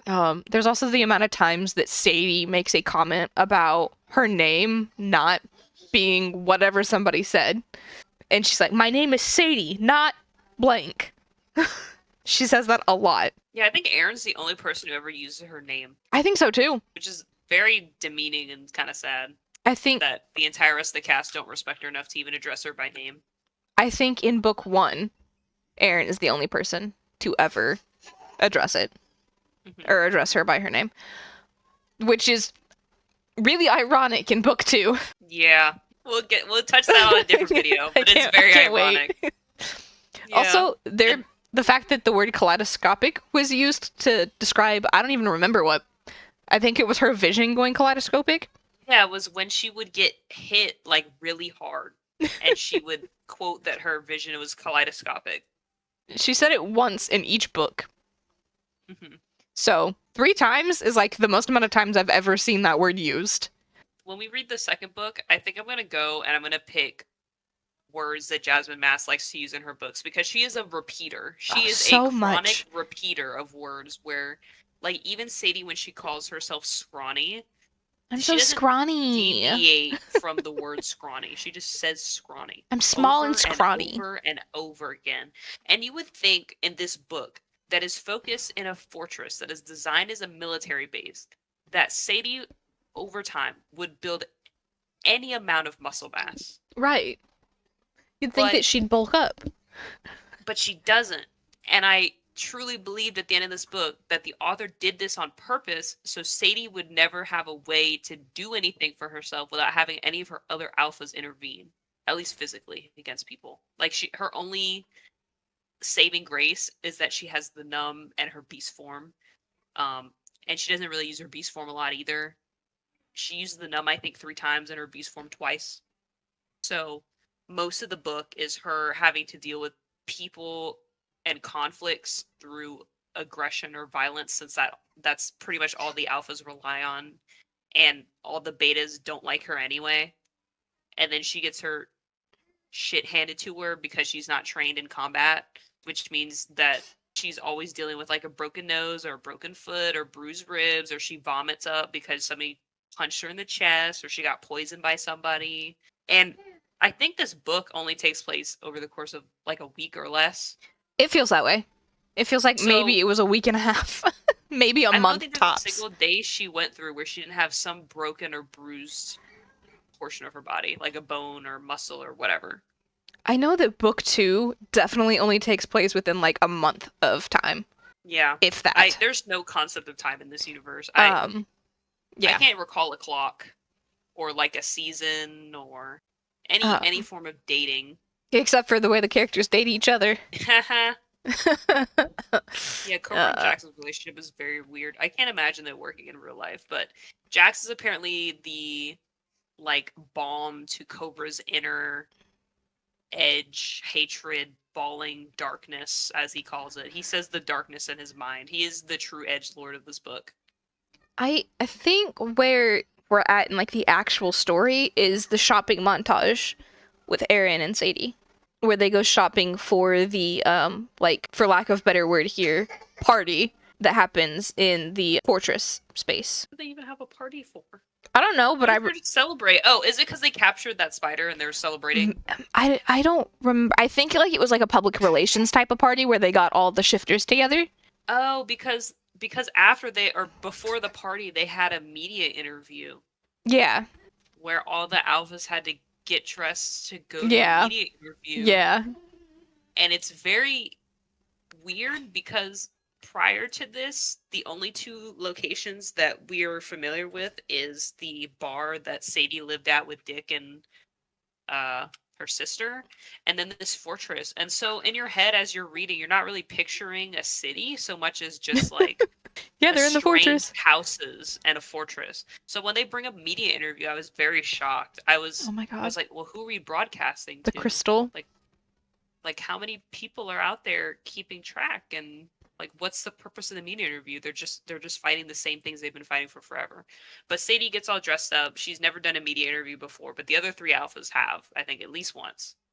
Um, and it during this interview, they have like a shopping montage, or before she has to wear something. They have It's to get her some hot dress. I believe the shopping montage happens after this interview, but before the party. Okay. Because after, like, before the party, during the shopping montage, they take her to dye her hair. Like, Yeah, they give she her gets red red streaks. tips. Yeah. Yeah. But then the media interview is crazy because they get dressed, they go to the media interview. It is just the alphas. Oh, they don't. And They were told to go in their training clothes. That's what it was. It was like immediately oh, after a training thing, and they were like, hey, you've got a media interview, go here. So they get on these horses to just like autopilot them to this place in the cold. yeah, and they're recording on a crystal, Yeah, they're which is projecting our live. first like evidence of magic in this world. So non-traditional technology. Up to this point, it's just been guns and a Oh, book and cell phones, because they gave Sadie a cell phone at the beginning of the book. that she does not use for the entirety of the book. But they get there and they're recording on this crystal, and before they start recording, they have like their little prep time where the makeup artists come and touch up on everybody. And during this whole time, it is basically just the makeup artists like fawning over the alphas, with the exception of Sadie. And they kind of belittle her because they don't think she looks like an alpha because she is quote unquote scrawny and small. And then they trick her into saying that she turns into a small beast. I actually skimmed over this chapter, so I don't even remember. No, I intentionally, because if It there's was one thing I bad. hate in books is secondhand embarrassment, and I hate It was when bad. authors just make embarrassment for the purpose of giving a character something to be embarrassed about, like to showcase her on TV. And then I remember they asked her, I think, about her combat experience, or they were interrogating her like on being the single female alpha of the realm, and I don't think she knew how to answer any of the questions, and I She think she didn't. gave really bad responses. She did. It was rough. Mentioned. Yeah, but basically they were like, I bet you turn into like something small because you're so small. And she's like, yeah, blah, blah, blah, blah. And I'm like, girl, you should have been like, no, I turn into a fucking saber-toothed tiger. Do you want me to show you? Yeah, that would have been cool. And it's not like any of the men stand up for her. I don't think until after the No. interview's already over, when the purpose is already too far gone. Like we've already lost the plot because it's been too late for you to do anything about it. And the And interviewer the city is gets like, really bummed out about it. yeah, the interviewer's like touching on all the men and like pushing Sadie aside. Like it is bad. Like I feel like Yeah. it would have been less cringe if they would have let her take Aaron. Yeah, And, like- then one of the other key points that we didn't bring up is that Sadie has scars from the Oh continued my God. whipping that Dick has done to her in her youth. And they're And so thick she's white just left with scars. yeah, they're white scars all over her body, which is why she's uncomfortable being unclothed around anyone, and is one of her main character flaws that she thinks she has, that she's scarred up and doesn't think anyone will like her or love her or think she's hot. But in It's reality, brought up multiple times. everybody wants to fuck her anyway. Yeah, one of her main concerns when she gets here is that she's like, wow, the men are so hot and I'm just like a 20-year-old virgin. Like, I'm too ugly to be with them. But also, I would love to lose my virginity because they're hot. Also, we need to raise the point that Asher is like 22, right? He's a pretty normal age in comparison to Sadie. He's like 22 to 24. I don't remember exactly which. Cobra and Jax are in their hundreds. Yeah, because they're mortal. So I don't even know what the concept of aging is for them. Like, they're like 160 years old. And I think Cobra was like 112. Asher is 22, 23. And Sadie's 20. Yet, Yeah, because it just seems like when they hit what would amount to your physique in your early to mid 20s, and they just stop changing, like they just stay like that for the rest of their immortality. like, it's a strange concept. Like, I get or wanting them to be immortal because that adds like an edge to the story for the alphas.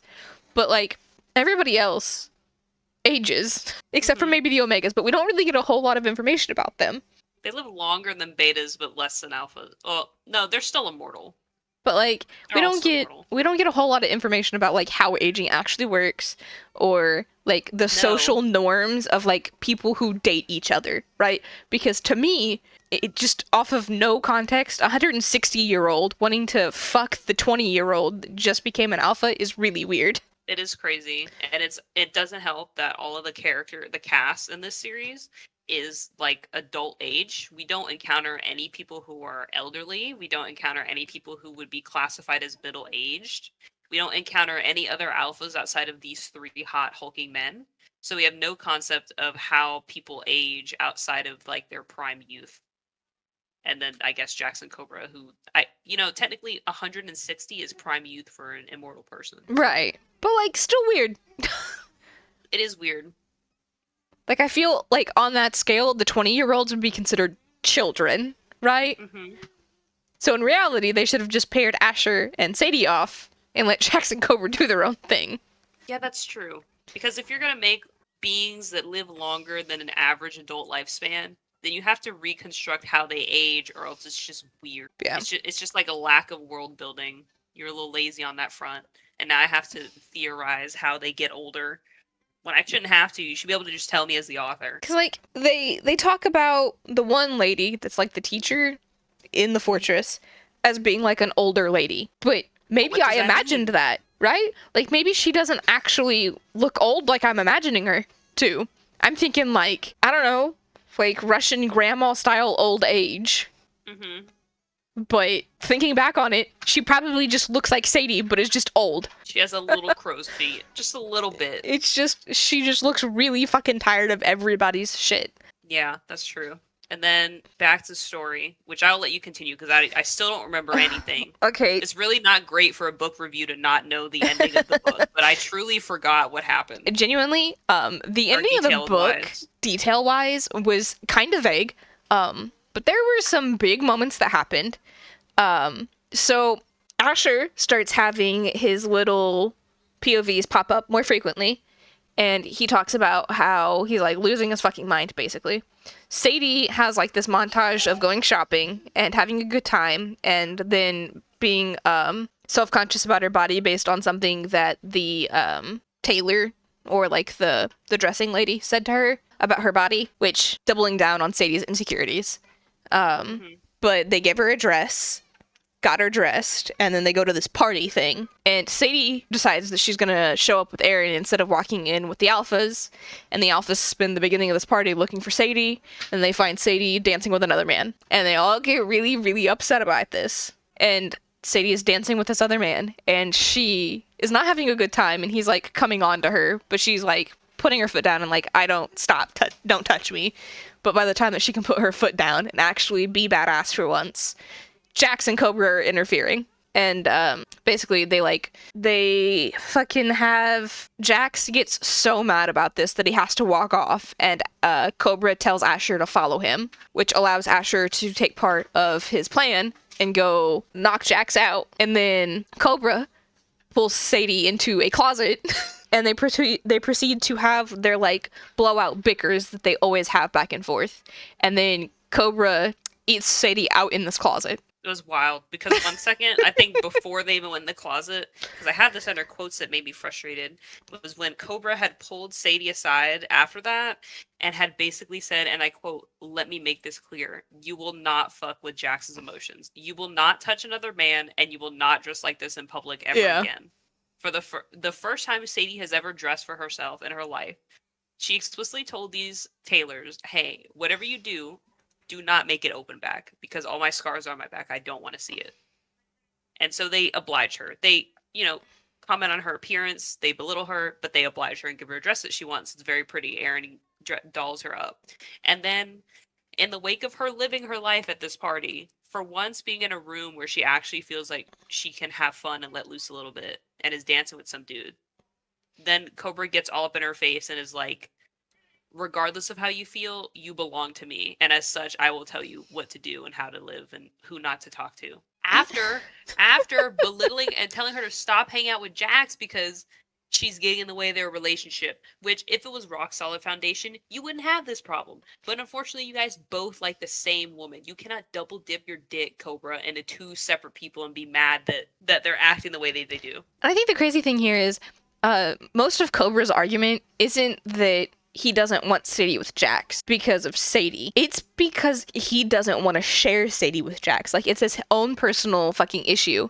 Like, he wants Sadie for himself, but he doesn't want to say that he wants Sadie for himself because in his POV, he's like, she's mine. Mine. Nobody else is mine. Constantly. But all three of them are like that. And they all three already get involved with each other. So the solution here is just to add Sadie into your polycule. Problem solved. You can't do that the easy way because that's just one book, and we gotta stretch this out to 3 different books. And my biggest problem with this is it is advertised as a reverse harem, which, yeah, technically, in like the loosest terms, it is a reverse harem because we've got one woman and 3 men that want to fuck her. But we only get one tiny bit of like male on male action at the beginning, which I do think should have been warned in like the tags of the book or like in like trigger warnings list, because some people just genuinely don't like reading male on male, and that is okay. But to just wildly have that happen like after a battle sequence is crazy. And then for the end of the book to be Cobra being like, you can't let anybody else make you come, and then eats her out is a wild change. And then, you know, so much slow burn, which it's advertised as, for nothing to happen. No, I didn't feel like any of the characters were closer to Sadie from the beginning of the book than to the end of the book. I guess outside of Jax being the small beacon of light at the end of the Alpha Tunnel. And okay, so the thing that happens next is Asher walking back through the crowd and smelling Sadie's, and I quote, cranberry wine. So he knows that she's turned on, and he can smell Cobra's scent as well, and that Cobra is also turned on. And he walks in on, you know, Cobra between her legs, and then Sadie runs off and finds Jax outside, unconscious. Yeah, like Asher bursts into the room and immediately starts wailing on Cobra. It is so sudden that he just throws him again up against the wall and punches him, and they fist fight. And Sadie's like, I'm getting the fuck out of here. I'm just having a great time. Bye. And then goes to find Jax. And Jax is been drugged outside, and Sadie finds him and like bends over him and like tries to like shake him awake and shit. And then Asher knocks out fucking Cobra. And Aaron, for some reason, he decides, oh, hey, this looks like the description of this person that I'm working for also wants. I'm going to take them too. Such a wild, like, oh, well, let me 2 birds, 1 stone this. Let me just also grab this guy.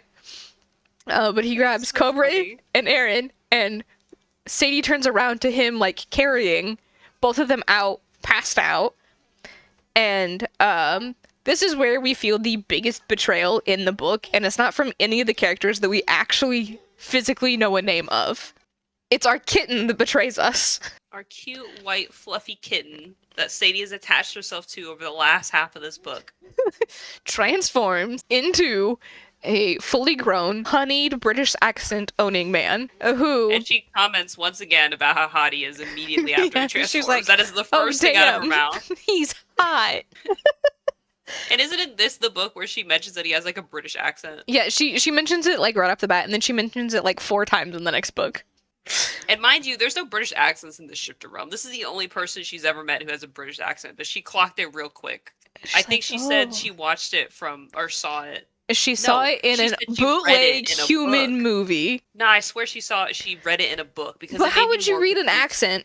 That's what I'm saying. But I have to go and double check. But yeah. I swear she read it somewhere that they had British accents in the human realm. I'm like, how does that make sense? You didn't even hear it. You just read it. I feel like she mentioned bootleg movies from the human realm like 4 times in this book, though. Mm-hmm. But yeah, she talks about, you know, his hot face and accent and how she feels betrayed by her cat just transforming into a man in front of her. And then she stabs him with the heel of her shoe in his shoulder. And I'm pretty sure that them being taken through the portal is like the end of this book. Yes. Where Sadie's very confused at this kitten man, and then she looks at Asher, and Asher doesn't look at all surprised by this, so then she's like, well, what's going on? And then she gets knocked out. Yeah. And then dragged through the Fae portal with Jax, Asher, Aaron, Cobra, and the mysterious kitten man. And that is the end of this book. And then we have so many mental questions and anguish that we feel obligated to read the second book. Which answered only a third of my questions, I think. I'm gonna be honest, it answered maybe 2 of mine. I don't know how many questions I had, but I think a third is a solid number. And it left me with so many more. Because why? Why did we extend this? This could have been a beautiful one-shot story. And then somehow she turned it into what? 7 books? Yeah. It didn't need to be that long, to be honest. Yeah, so we've read the first 3 books in this universe series. The first 3 books follow Sadie on her path of, I don't know, Sadie. Sadie. You tell me, because it's not a path of growth. It's not a self-discovery path, because honestly, book 2 just makes her not know herself even more, and book 3 leaves her with even more questions. So, it's not self-discovery. Maybe strength, but that's questionable even then. She has some shining moments in book 2. Some. And then she has a lot of really bad fucking moments in book 2. Yeah. Yeah. So, one of my hatreds of this book was the amount of prepositional phrases that were used just to add fluff wording. Yeah, the author has a bad habit. And it's just her writing style. Like, you can't edit your way out of it without removing her, like, mark in her writing. But then again, every sentence had, 6 prepositional phrases in it, and I feel like we could have just short-storied this without all of that, because she used a lot of and with prepositional phrases, and it was the same repetitive prepositions that she used. She could have spiced it up. But then again, she uses a lot of the same words throughout all 3 books that we've read so far. So yeah, she has a very narrow vocabulary, which just makes every other character sound dumber than they are. Which is not to say that many of them are very intelligent, but it just dumbs down the writing, and it's just very boring to me, at least. I'm not a huge fan of modern writing style, which is the case for a lot of adult fiction. Yeah, is very, we have internal monologue in my head type of deal, first person. Not a fan of modern world. I'm used to fantasy books where the vocabulary is tailored to the time period, and modern kind of throws me off. It takes me too out of a book, and the author did the same thing here. Anything I'd ever laugh at was just, I was laughing because it was so bizarre and not because it was actually funny. Yeah. And then the random use of current slang. Mm-hmm. Not derogatory slang, but I think she used a couple of phrases that not even I use as a Gen Z person. She used a bunch of I'm cool slang. She mentions that she's a feminist, I think, once or twice in this book, which was very odd. Especially she also used low key and vibes in this book that I also hated. I think somewhere in book 2 or 3, she uses something that really throws me for a fucking loop. And when we come back for those book reviews, I'll bring it. Because I think I know exactly what you're talking about. Because I saw it and I was like, who's using this word? But we'll bring it, and I'll put a great big up on the screen after I double check and make sure it's not something really bad. I'm so glad. But it threw me for a loop. I wish that, I don't know, I just wish she had more cohesive plot lines that stayed together. Because it's like when you make a spaghetti and you boil the noodles and then you add oil to make the noodles not stick together, and then you try to add sauce and the sauce doesn't stick to the noodles. It just all falls off. The plot didn't stick to the characters. No, the basic summary of the plot was that alphas are defending the shifter realm from Fae. Why? We don't know. How they're doing it, it's just we wait for the Fae to come to us and fight them. There doesn't seem to be any external agency outside of this fortress doing anything to resolve the issue There's no political plot line that probably would have served the book really well, considering it's two warring realms against each other. It's not just two groups, it's two realms, like whole entities. That's never mentioned. It's hinted at because we're going to the Fey realm in the next book, but these were, questions and things that I thought about while reading that. Man, I wish he would have touched on it a bit more before he jumped into their realm, or at least like gave me something to hook my mind, like tethers to think about in the next book. But we don't touch on that. At all. And it's quite sad. Yeah. So how did you feel about the characters at the end of the book? I think they all sucked. I think they all sucked, with the exception of Jax, and that's because Jax is not a complete outright asshole, which is a low bar to set, but it's the bar that I've set for him. It's fair. And I think what would have made me enjoy these characters in any regard is if I saw them. Actually, yeah, this is a big qualm, is that I never saw them interacting outside of Sadie. Like, they don't interact with anyone. I wish there's no one to interact with besides betas that fawn over them, or people outside the fortress that fawn over them, or them fawning over each other. And it's just like, they don't do things. Like, they don't have hobbies, they don't have passions, they don't have like desires outside of possessing Sadie in both mind and body and soul and whatever else you want to call it. They just exist to be angry at each other and to date and to fuck and to crave Sadie, which is a very boring character to have in a book with only 5 cast members. So it's very important that your cast are fleshed out in a way that at least somebody is rooting for them. And I was rooting for none of them because I don't even like Sadie that much. She's okay. She's just, I feel she's just missing. She's missing the ability to be badass. I feel conflicted.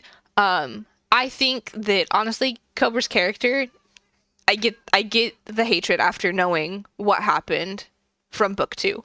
But in book 1, he's just an asshole.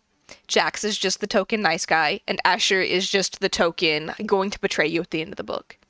They set that up for him, and they make him seem really secretive, and they make him hate secrets from other people, which foreshadows what he does to them by kidnapping them and taking them to the Fey realm. It also would have made the plot twist a lot more hurtful to the reader if I liked Asher. Right. But Asher's not the most likable character in this The book. cat So was. it's like, yeah, so like even if he betrays Sadie, it's just kind of like, oh well, that's just another Sadie problem that Sadie has to navigate. She doesn't have a win. There's like no winning in this book for her, which would also make the betrayal hurt more because she would have finally won something and then lost it again in the same chapter. But that doesn't happen. She's just on a losing streak. Like, so it's like, oh, what's new? Like, I feel like it would have been a bigger betrayal if the author would have made Jax or Asher like actually like romantically nice to Sadie, like show genuine interest in her in a way that wasn't like, I want to fuck you, but I want to fuck you while this guy watches. Yeah. I wish or, that bring Dick back or something. Yeah. Any of these options would have been better than what we have. Or even, I think it would have been more fun if Sadie and Aaron had managed to escape to the Fey realm. You know what? Yeah. Because that would have been, a decision on their part, because they don't make decisions. They make decisions, but every decision they make is turned down by the alphas in some way, shape, or form. Yeah. Which you'll see more in book 2. Yay! Can't wait to bring you the ultimate devastation of how many times in that book we have to go, can we please just let them already? When they said slow burn, they meant it. They meant ants crawling across a picnic blanket towards a fucking jelly sandwich. I love that. But after I finished this book, I was, kind of excited to see the Fey realm. I was hoping it would be way less desolate than the Shifter realm, because there's not a whole lot of cast members here. So I was like, okay, maybe we'll flesh out the cast in the Fey realm and actually meet some cool people and get some lore drops, since they seem to be pivotal to everything happening in the Shifter realm. Yeah. Cries, and we read 2 more books and still have unanswered questions. But we're gonna save that diatribe for the second podcast episode. Yeah. Do you have any final thoughts? Just that I hate that we've spent so much time and energy thinking about this book and these unfleshed characters. That's true. But remember, you can't judge a good book without first reading a bad book. All these books do is refine what we should strive for in our writing. And it's not this. Just a Goodbye, reminder, guys. this was Psycho Shifters. Such a nice book. Okay, coming back to this cover, we've got the snake representing Cobra. Hmm. We've got the roses representing Asher. Hmm. I assume that the thorns are supposed to represent Jax's spikes. Yeah. And then the sword is supposed to represent Sadie, because that's about the only way that she had strength at the very beginning. Yeah. Oh, that makes sense. There's also an S on the sword, but... And it's black Yeah. because alphas in the sacred lake, they turn the lake black. Yep.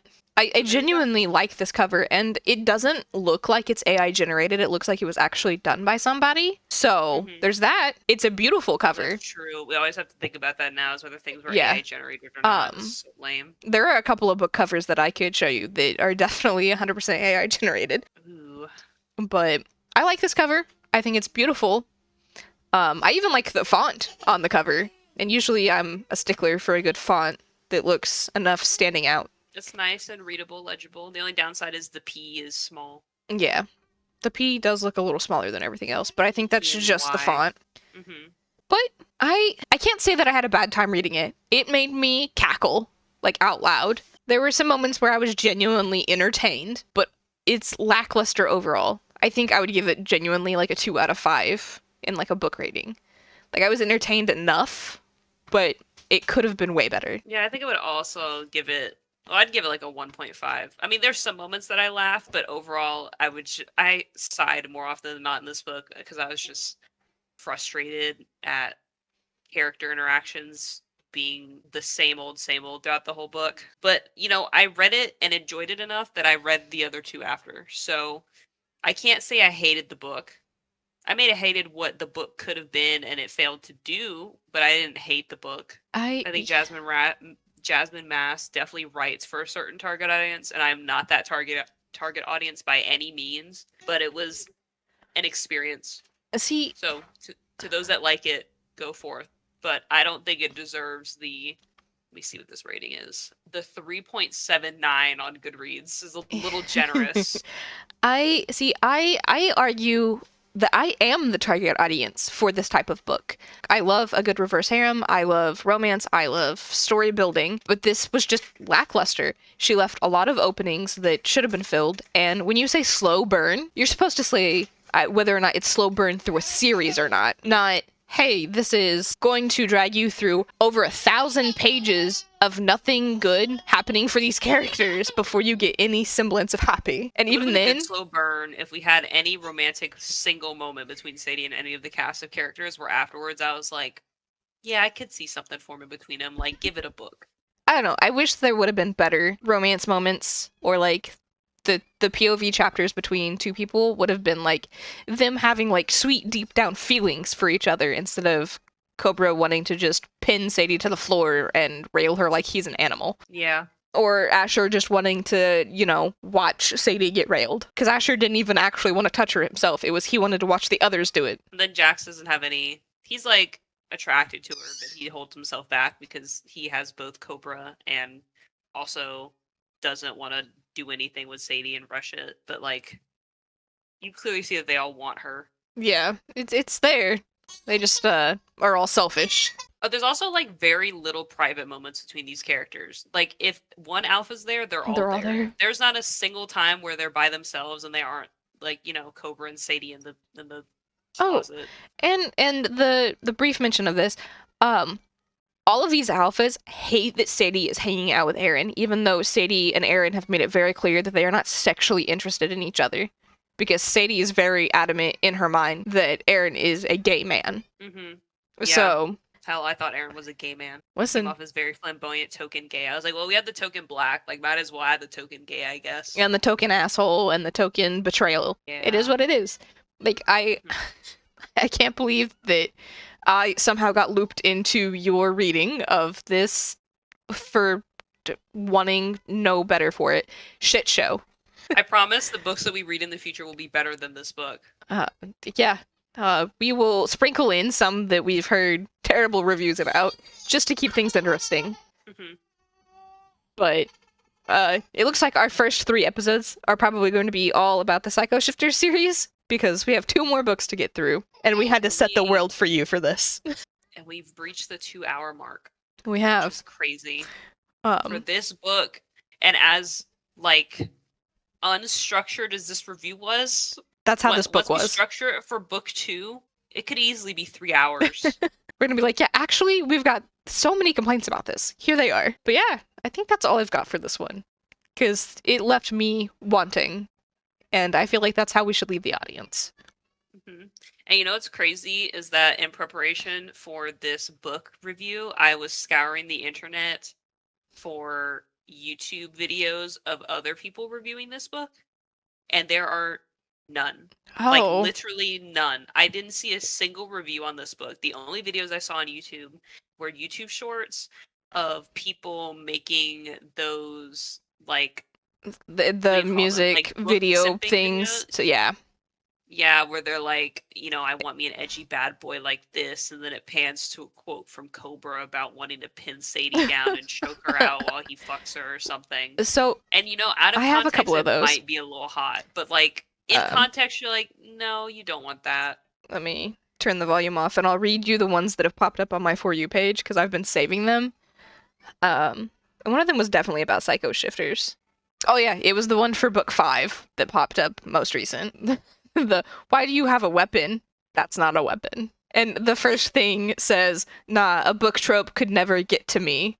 And that's what it's quoted. What's crazy is that it's not even until I think the second book of the next set of 3. I believe that is Like Psycho Rebel, I think is what the book is called, but I don't remember what order it's in. I think this is Academy. Oh, is it Academy? Yeah, I think this one's from Okay, so then Academy. it's the 4th book in this series. So the one we're gonna immediately start with when we jump back in. Oh, I feel like I need to show everybody the alternative covers for this before we pop out. So to wrap this up, we just showed you the beautiful cover for book 1. But there are alternative covers for these books that they came out with first. And this is supposed to be Sadie, I assume. The unattractive, scrawny, 5'4", ugly woman that we're supposed to be familiarizing ourselves with. I didn't notice the snake wrapped around her neck the first time that I saw this Psycho Shifters book. This Cobra wanted to choke her out, but manifested on the cover. But Couldn't yeah, make it up. not a single one of these women is the same woman. Nope. Also, the way that they have them looking, it looks like she would have lightning powers, which spoiler, She doesn't have she doesn't. anything. The only thing they got right in this description on the cover is the red eyes. Pretty much. That's the only thing consistent through the 3. Oh wait, I just noticed the first book she has like her roots are not blonde, which Yeah. implies that she's a brunette naturally. She dyes her hair. Yeah, but she's not a brunette. She is a blonde woman. Yeah. This is the alternative covers. And it doesn't even include her gold skin. No, What a shame. They just made her a white woman. She was too cowardly to be gold. I could have edited that in Photoshop. Give me 5 minutes. Could have made a better Sadie. Yeah, that's Psycho Shifters. And somehow, if we would have found a way to structure this better, I feel like we probably would have made a 4-hour video. We could have, because I was watching, I don't remember his name, but he is the guy I showed you on YouTube that does the 8-hour book reviews. Yeah, I was watching one of those the other day, and he goes through the book like page by page. Does he just read it to people? Or is it just like his quotes from the page? He did. Oh, Crimson Rogue. Shout out to that guy, by the way. He makes fantastic book reviews. Highly recommend his channel. I'll link him in the description down below. Yes, but he has stickies every other page, and so he'll, talk about a section of the book. Yeah, he reads, or he doesn't read them straight through, but he goes through the book as if you're reading it. So he talks about like this scenario here and then brings up a quote, and then moves to the next scenario, brings up a quote, talks about it, mentions how it could be better, how what the pacing should have been for that book, like what the expectation were. And I like that structure. because then the reviewer doesn't have to read the book. They can just listen to your thing and get the gist of it. Which, So maybe we'll structure the other book like that, because they're at least smaller than his books, because his are like yeah, 800 pages. It's we 400. We can do that easy. well, we'll definitely go look at some other book reviewers for inspiration, but we wanted to come into this with our own little taste of it. Yes. Bring we you hope our you character. enjoyed this chaotic, like, dissection of this book. Uh, we promised to come a little more prepared next time. We decided to spur the moment record today because we pushed it off, 3 times? Yep. Because like life just 2.5 kept happening. weeks. Yep. But if you guys, have an opportunity to read the book, let us know your thoughts. I would love to rant about this book to somebody else. We would Not that ranting to you is bad, Becca, but I like to No. spread the misery. Yes, we should. I would love to talk with our audience or anybody that stumbles upon this about their thoughts about this book, or their thoughts about the rest of the series, if they enjoyed the rest of the series, if they think that it gets better, because I don't have a whole lot of hope for the second person's story, especially from what I've seen from TikTok. So I hope that this answers somebody's questions about if this book is worth the read. Or, if anything, I hope we saved you 6 to 10 hours of your life reading this book by making a 2-hour video. So true. Because we spent our time for 3 days straight just reading this book. Mm-hmm. And while... Also, if you feel so inclined, I highly recommend you get on Goodreads and read the review. I promise you the reviews are more entertaining than the book. Yes, please go read the 3 to 1-star reviews. They're hilarious. Honestly, even read some of the 5-star reviews, because you can tell, allegedly, I'm going to say allegedly so we don't get in any sort of legal risk trouble here. You can tell that some of those reviews are being paid to be written, and I'm not saying that it's being paid by the author, but they are definitely paid reviews, because just the way that they're structured is written like somebody that professionally writes book reviews, and I feel like the average reader doesn't benefit from those. Do you think Jasmin Mass is going to get in our comment section? You know what? Jasmin Mass, if you are here, if you do see this, since we're the first video of your book on YouTube, apparently, we have questions. And if you would like to come on to answer those questions, we have our business email attached to our profile. Please. Yes, please. Email me. We have questions. We don't hate you. We may genuinely... not like your book well, but we have, we mean no ill will. We wished for this book to succeed. Yeah, we want it to be fairly critiqued, and we feel like as basic readers, we are the audience that you reach for with books like this, and we just have a couple of little pointers that should be addressed. Like, double checking to make sure that we're not using a slur in our books that we continue to use for 3+ books. Because I have a feeling it doesn't change in book 4. Nope, I don't think it does either. But if you would like to talk about why we feel the way we do about your book, our business email is attached. Feel free to reach out to us. I will respond. I'll set up a time and a place for you to come in and talk with Chesh and I and give us your point of view of your books. Because I feel like you probably have a different opinion than we do. I can imagine.